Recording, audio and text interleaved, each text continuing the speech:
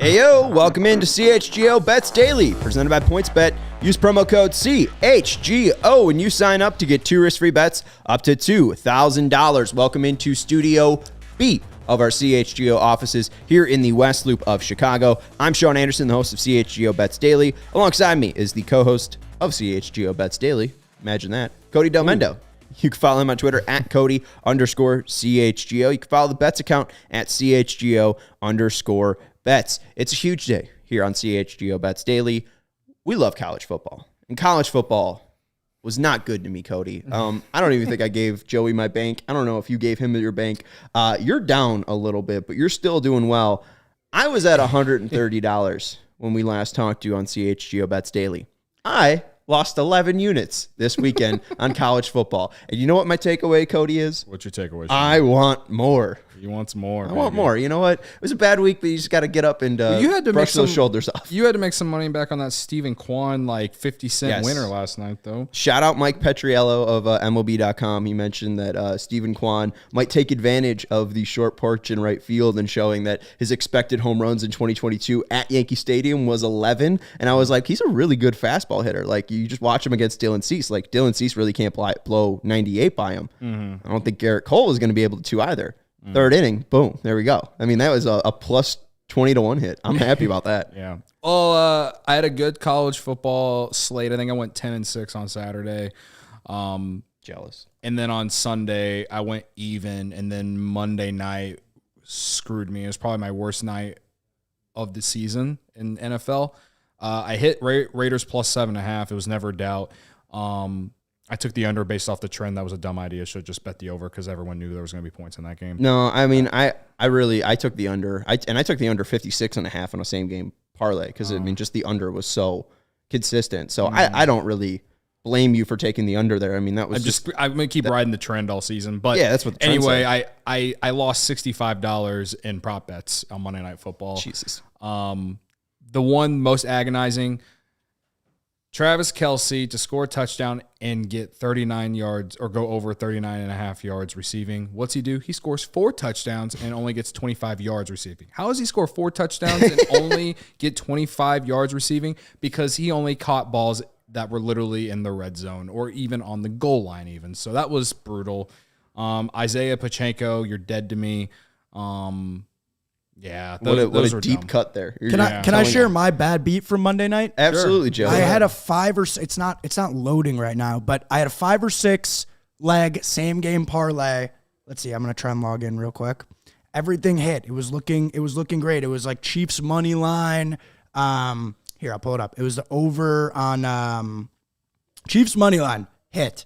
Over 14.5 Clyde Edwards-Helaire receiving yards hit. Nice. Over 64.5 Devontae Adams receiving yards hit. Yeah. Like over on one play. Over 17.5 Raiders total points hit. Chris Jones 1+ sack does not hit after the worst roughing the passer call I have ever seen. It was awful too. It was even worse than the Tom Brady one that he got away with. And I was watching it live and I'm like, wow, what a horrible call. And then I open up my app and I'm like, shit, I had that for a bet. I totally so how much awful. did you wager? I wagered $10. And what were the odds on that? Payout would have been, it was like it was a big boost promo on there. Would have paid out like $150. Dude, yeah, you got robbed. That's really tough. Robbed. That should have been a sack and fumble. Yeah, that's like a sad beat. That's not even like a bad beat. Horrible. That just sucks. I tweeted at NFL officiating after the game. I love you for that. I do love Don, who jumped in the chat as well. He said, fellas, I took Navy money line. Should I still take Navy plus 13.5? I would have never taken Navy money line for anything. I wouldn't have taken Navy money line. I'm even judging on a 13.5 there. Who are they playing?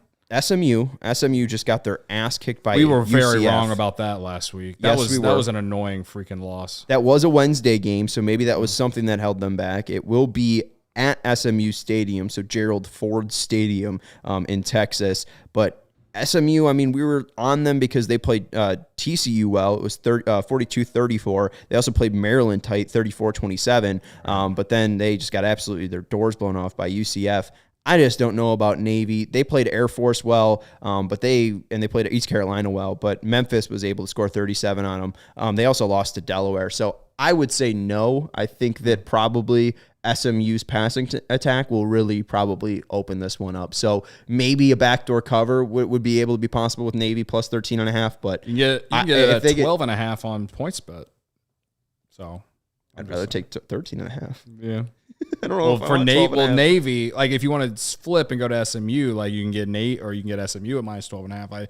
I would rather do that than take Navy, unless it moves up to 14 to get the 2 touchdowns. But yeah, I don't like Navy. Of any Friday game I like, it's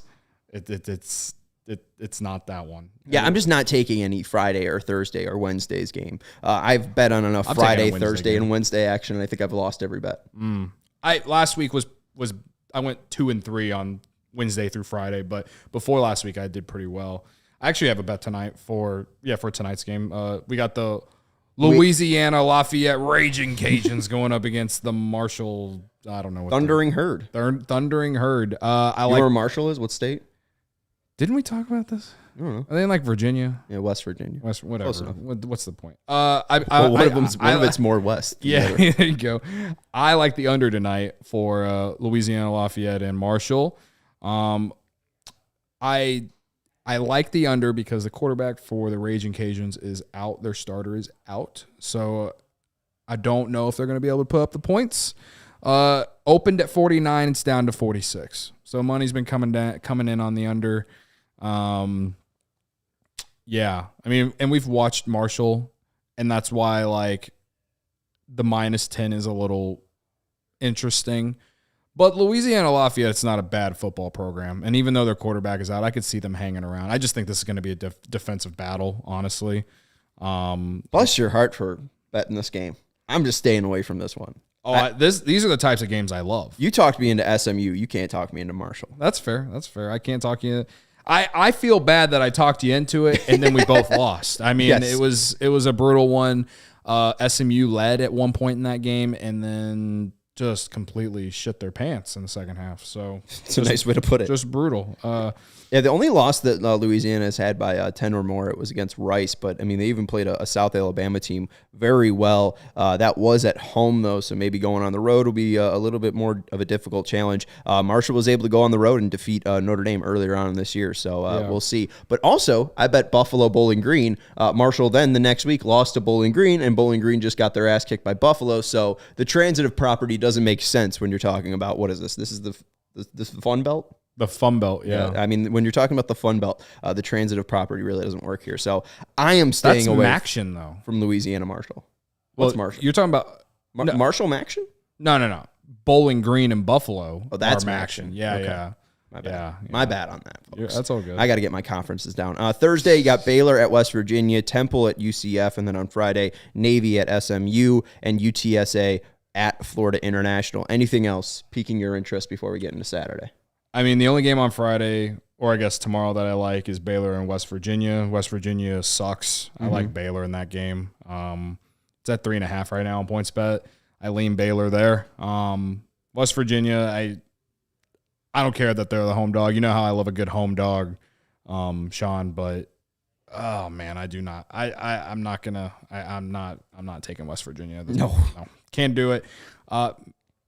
Maybe the over, but that's only because I don't know if West Virginia will score. But anyway, yeah. But that's the only game tomorrow I like. Friday, Baylor too. Just to jump on, Baylor is 17-14 in the past 2 years as a favorite, as an away favorite, 6-3. So I mean they've been able to cover recently. Okay. The other game, I didn't like Navy SMU on Friday, but UTSA Florida International, UTSA 33.5 point favorite, 63.5 is the over under. I've seen UTSA play some offense, guys. They love to throw the ball. They like to sling the pigskin. 63.5. Do I think that Florida National will score some points? Well, UTSA likes to give up points too. I kind of like the over in that game as just one to place and not even watch. But I kind of like that. The 33.5 is a lot. Maybe take that first half cover. But 33.5 is a lot. UTSA is a good football program though. So You want to sweat out the 33.5 points. 33 is a lot. Yeah, it's a lot of points. So I mainly stay away, but I do like the over in that game for something to root for points for. If I were to bet Navy and SMU, the under I look at just because I don't know if Navy will score points. And like we were just saying, SMU, they're going to score. They've shown to give up points and score points. So and Don's in the chat saying Baylor at -2.5, which I love. If you can find Baylor minus 2.5, if you get a 2.5, that's a great bet. It's just on points bet. It's 3.5. Yeah. So we'll see. More money will probably be coming in on it on Friday. There's a lot of things to bet today, so I don't think a lot of people are looking at it. One thing that I really love about college football is like I like to place my bets early in the week. And that's the best time to do it. Like I placed some bets that are already on Saturday slate. So if we want to get to it, Sean. Let's get to it. This football season, we want to let you know PointsBet is bringing you a better way to bet live on games, which means before this ad's over, you can place a live same-game parlay. You could bet on the next drive to be a touchdown and cash out your live second-half over bet. With PointsBet, you have access to more live football bets than ever before, and you can build the perfect live same-game parlay by building your favorite bets anytime during the game, including spreads, totals, player props, and more. The past Sunday night football game, I was using PointsBet's lightning bets to bet on the next drive. I had a nice couple hits, but the issue that I was placing was I would be placing two 50-cent bets and then winning like $1.60. So I would win, but it'd only be like about 60 cents.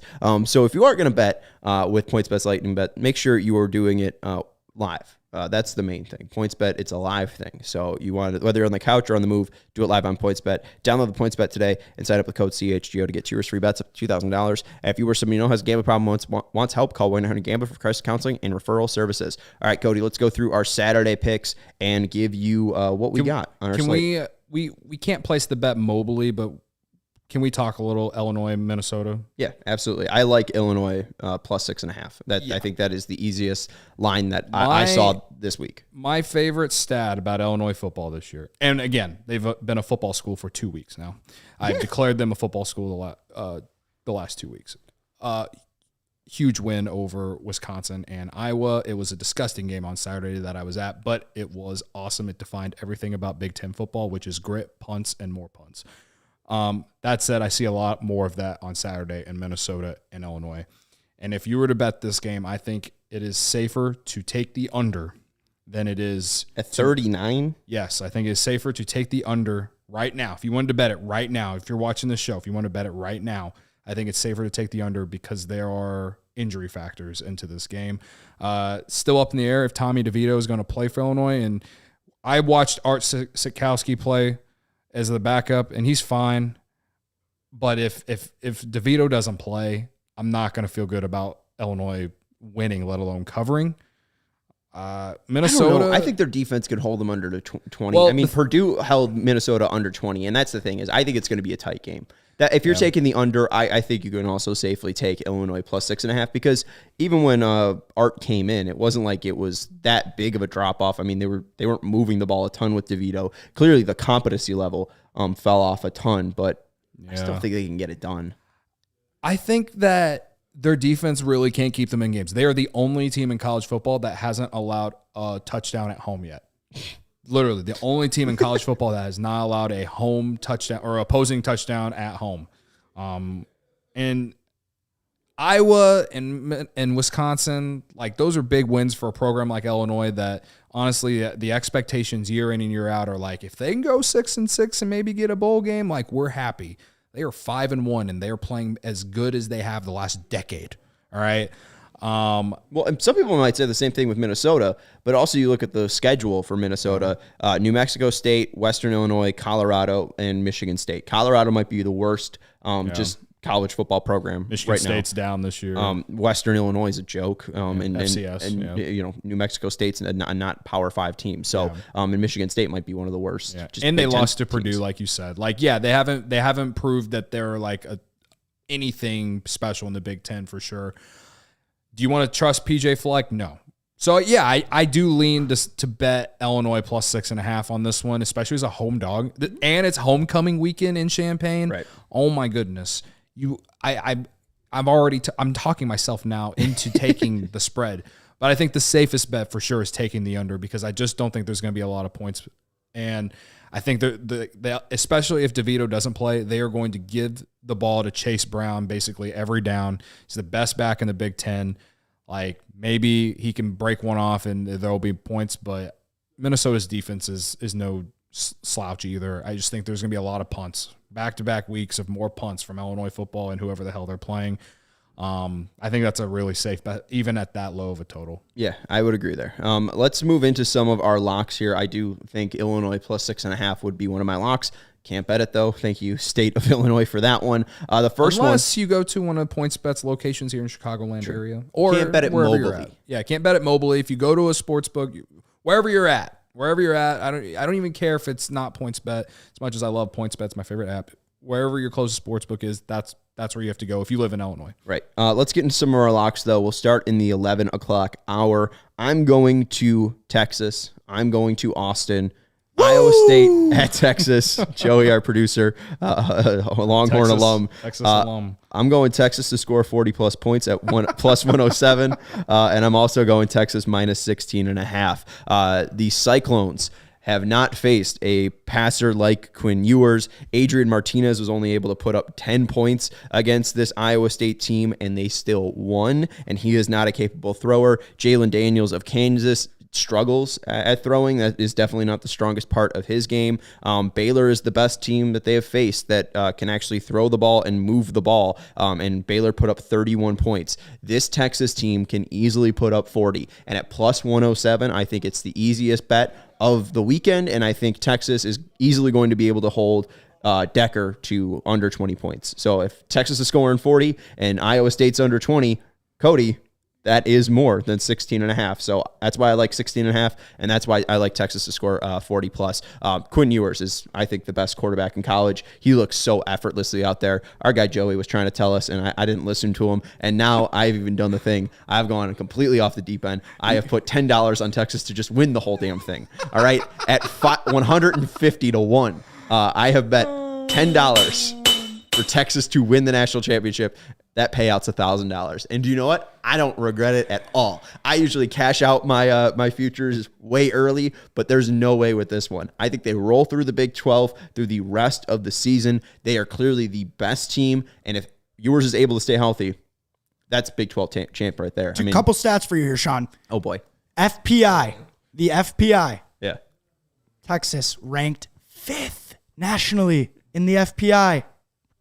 Take that with a grain of salt if you want to, but 55% chance to win the Big 12.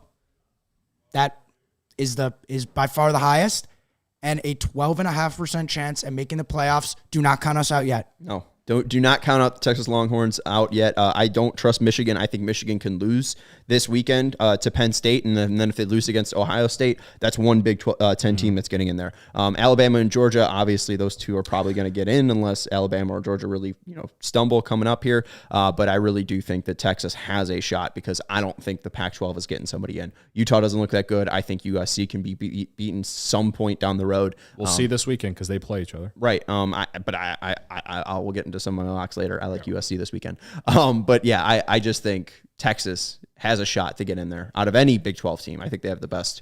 For sure. Out of any Big 12 team, they resume. have the highest chance to get into the playoff. I'm looking at the under here, 49.5, and that's because I just don't know if Iowa State's going to put up the points. When I looked at this spread this morning, it was actually 17, so it's down to 16.5 right now on PointsBet. Listen, I don't want to touch the spread. I'm staying away from the spread. But I do, when they put the props up, when they put the player props up for this game, I will be slamming Bijan Robertson over rushing yards. It hit last week. And the line was at 105.5, and he finished with like 150 or something like that. Joey knows. And he's the best running back in the country, bar none. Yeah, I like the under, and I like Robinson to go off like he always does. And he's got his own mustard. And he's got his own mustard. Yep, Bijan Mustardson. Dijon Mustardson. That's sick. Shout out to Bijan. All right. That's great. Yeah, I mean, I'm staying away from the spread on this one, guys. And this is no slander to Texas, but like, we get it. You're a hater. I'm not a hater. I'm just don't saying worry. This is a I classic. hear it in your voice. This is a classic Texas letdown coming up. Do you want to bet? Cody, you are exactly right. I am. You're exactly right to be weary. This is Texas we're talking about. Okay, but also this is a completely different coaching staff. You are also exactly right, Steve Sean. Sarkisian's got a completely new helmet there, and this is the best quarterback that they've had since Vince Young. So, I mean, and the last time they had that, they won a national title. Okay. Right. So, I mean, it's usually about the quarterback. And I just think that, the thing too, Ewers needs to prove that he's healthy, prove that he can play, put some tape out there. Like, this is his first year. He's trying to prove something out there. Right. I know. And I know that Ewers didn't play against Texas Tech, but they did lose to Texas Tech. And Oklahoma State almost lost to Texas Tech to their third straight quarterback. Yeah, that's true. That's true. Again, there's so many things that can lean to make you want to take that big spread. I'm sticking to stick away. Texas, 16.5. Easy. Hook them. All right. I won't hook them down, though. I'll hook them up. Can I give you one? Yeah. Well, you want to move, stay in the 11 o'clock hour? Where are you going? Yeah, let's stay in the 11 o'clock hour. You going 10, number ranked 10 Penn State at number 5 Michigan in the 11 o'clock hour on Fox? I am not, because I don't like that game. All right, what do you like? I'm taking Kansas +9 against Oklahoma. Yeah. Right now, there's a lot of injuries that factor into this one. I think Daniels might not play for Kansas. Jalen Daniels, I think, is out for the entire season. I thought that was still up in the air. I'm pretty sure Jalen Daniels has been knocked out for the entire season. Because they took down the line last night. I wanted to bet Kansas at 7. So the fact that it's at 9, I also like it at 9.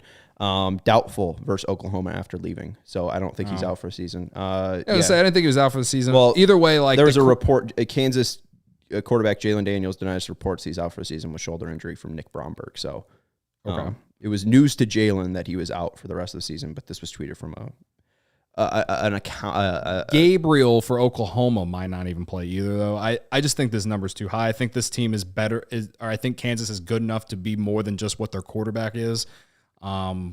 Well, can I just also play, devil's advocate? I think the better passing quarterback is in this game. Jason Bean is a better passing quarterback than Jalen Daniels. Jalen Daniels has been fantastic to watch, but Jason Bean in that game against TCU, he was competent. 16 of 24, 264 yards, 4 touchdowns, 1 interception, and he's pretty fast. So I don't think that there's a drop-off here. I would take Kansas money line. Yeah, I mean, they're on the road. They've been big home dogs the last couple of weeks, but now they're on the road. They go to Oklahoma. Oklahoma's got their backs against the wall. They look like the worst team in the Big 12. I thought the over was going to hit in the Red River rivalry, and it didn't because they couldn't score any goddamn points against Texas. That said, now they host Kansas, and I don't know. I think 9 is too many points, even with Daniels out and with all I think I read a stat. Or not a stat, but like an article that said that with all the injuries that Oklahoma has, they have like 4 scholarship players that start. that are left. Yeah, that are left. Yeah, something like around those lines. I just think I think it's a good bounce back spot for Kansas to at least cover 9. I don't know if they win just because they're Oklahoma, they can't be this bad. I don't know. I think they're injured, and I mean Dylan Gabriel did have a concussion, so I mean he was knocked out of that TCU game, but it really didn't think that it might have been closer, but it didn't really feel like they were going to be able to be pull ahead of TCU in that game. Dylan Gabriel said that he's hoping to play this Saturday against Kansas, but I still like Kansas +9, and like I said, I'd even take their money line. I'm also going to stay in the 11 o'clock hour though. Penn State +7. I don't think Michigan's good enough to win by a touchdown. You can get this at 107 or -107 on PointsBet right now. I like Penn State +7. Usually when both of these teams are good and at least competent, it's a tight game, and I really don't think that Michigan can blow it out. Blake Corum's been good, but I think Penn State is the best defense they've faced all year yet, and J.J. McCarthy really hasn't been that impressive to me. I don't think he's going to be able to step in there and have a big game. Penn State, Penn State doesn't have a great quarterback either. I would be looking under and Penn State +7 just because I think it's going to be a tight game. Yeah. Did Michigan end up covering against Indiana? It was close at halftime. I don't think so. It was 10-10 at halftime, and then they ended up pulling ahead. I don't know if they covered the 22. I think it was literally 22.5, and they won by 21. So it was I think it was +22, and they covered by it was 21. They've been very slow out the gates the last couple weeks, and to not blow out Indiana right away, it is a little alarming to me. Penn State's I don't know what to think of Penn State, but to give them 7 points, I think is a little too much considering what we've seen from Penn State this year.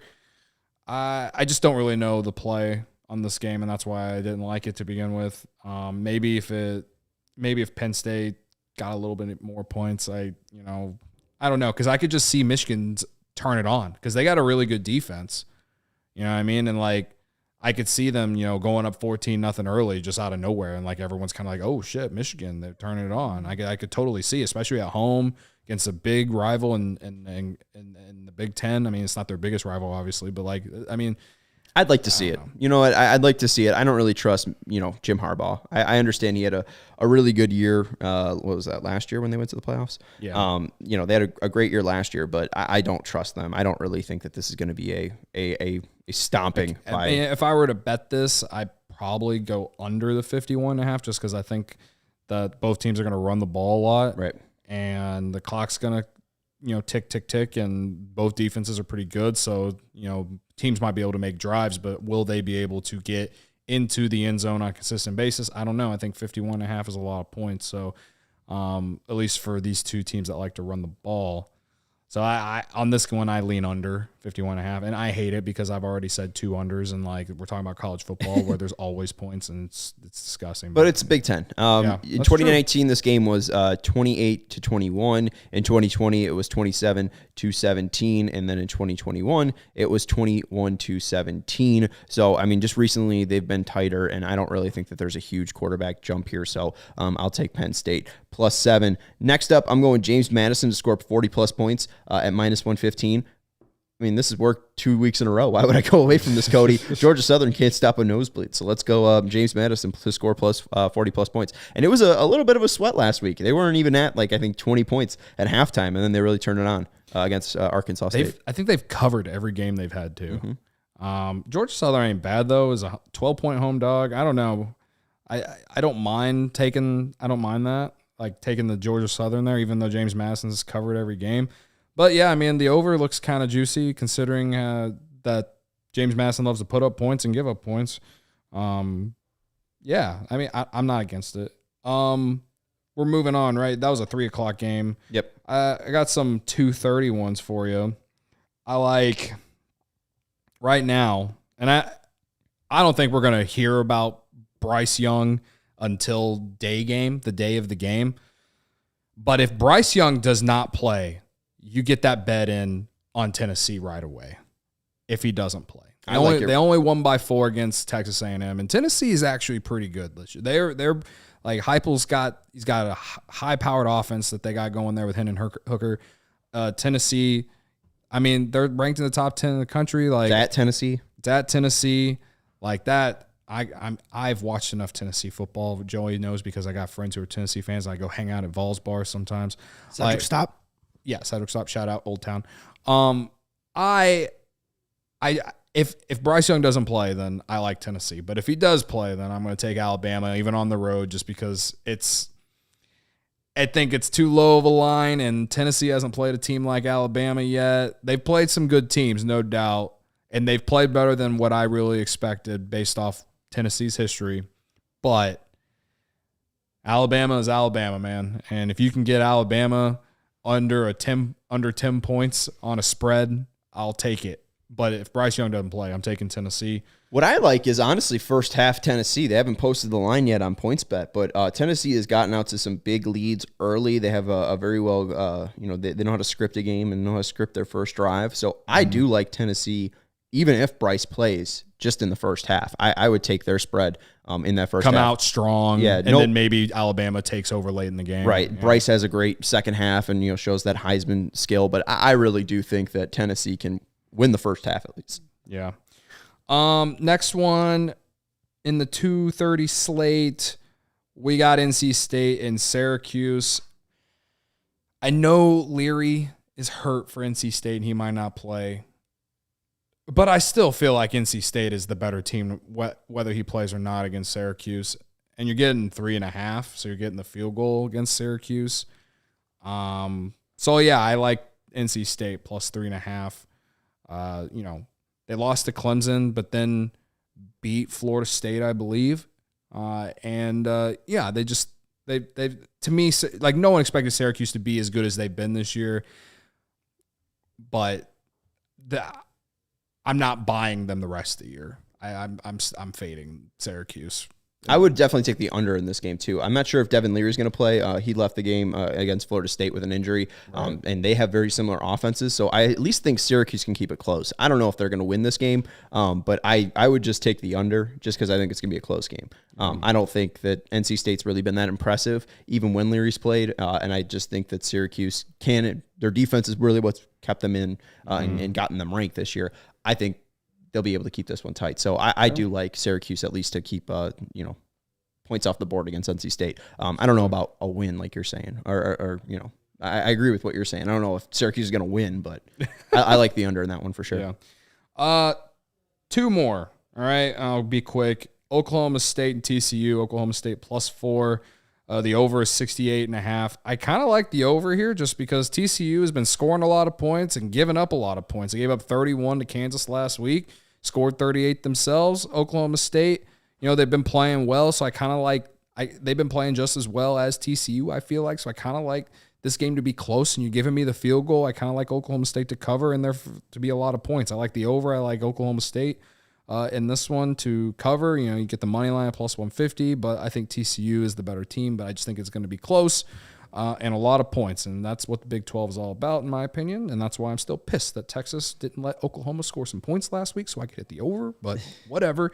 Next, last one of the 2:30 slate, Western Kentucky, Middle Tennessee. We've talked about Middle Tennessee the last couple weeks. We have. They give up a lot of points, and they throw the ball a lot, so they score a lot of points. And Western Kentucky does the exact same thing. So I'm taking the over at 67. Spread's 8. Middle Tennessee's an 8-point dog. Western Kentucky should have beat Indiana outright. And I know it's not really, doesn't really mean too much considering Indiana sucks. But as far as them playing Power 5 school, they did play up against Indiana. That has to be a big, the books factoring in them as the favorite here because they played well against, their non-conference schedule. But yeah, I like the over. I think there's going to be a lot of points in that one. At 67, that's a high total, but I think that'll be a fun one to watch too. Just because slinging the pigskin, baby. This should be high-powered offenses, up-tempo. It's the Fun Belt for a reason. Are they the Fun Belt? Yeah, Middle Tennessee's the Fun Belt. Are they really? Yeah. I didn't know. Come on, man. I should know that. The final lock I got, Clemson -3.5. Florida State isn't going to play disciplined enough football to keep this to a field goal game. I think Clemson's going to smoke them. We talk about Tennessee and them not even being able to win by a touchdown. I don't understand why Clemson wouldn't be able to win by a touchdown. I'll take Clemson easy. I'll lay the 3.5 on that one. You can get that at -107 on PointsBet. But Cody, if I win 2 of these bets, I'm even. So it's not a lot of pressure. I got 5 on that Clemson bet to win 11, 5 to win 9 on that James Madison bet, 5 to win 9 on that Penn State bet, 5 to win 9 on that Texas bet, and 5 to win 13 on that Texas to score 40. So I could be back even, and it should be a nice weekend. I also have a little bit of a money line parlay as well. I'll throw this out there. USC money line at +135 at Utah. I think they're the better team. I will take USC to win. Oklahoma State at TCU. I don't understand why Oklahoma State is getting that much juice in the money line at +150, so I like that. And I mentioned Kansas. I think Beam, there isn't that much of a drop-off between him and Daniels, and I think that Gabriel might not play, so I'm betting 7 to win 147. USC money line, Oklahoma State money line, and Kansas money line. Interesting. All right. Well, I got a few more for you. I like what you got. I like LSU money line. You want to talk about who I think wins outright? I think LSU wins outright in the Swamp this weekend at Florida. I don't know. I just do not believe in the quarterback that Florida has. And LSU, they got smoked by Tennessee. I think it's a good bounce back position for that. I think they're better than what they were against Tennessee. I also think Tennessee is just really good. But I think LSU and Florida are kind of a little bit, at least more evenly matched. So I'm going to take LSU +120 on the money lines, 2.5 on the spread. If it moved to 3, I would take the 3. I hate taking anything less than 3 on the spreads, though. And then we kind of talked about it earlier. Well, I will say I do like Clemson -3.5.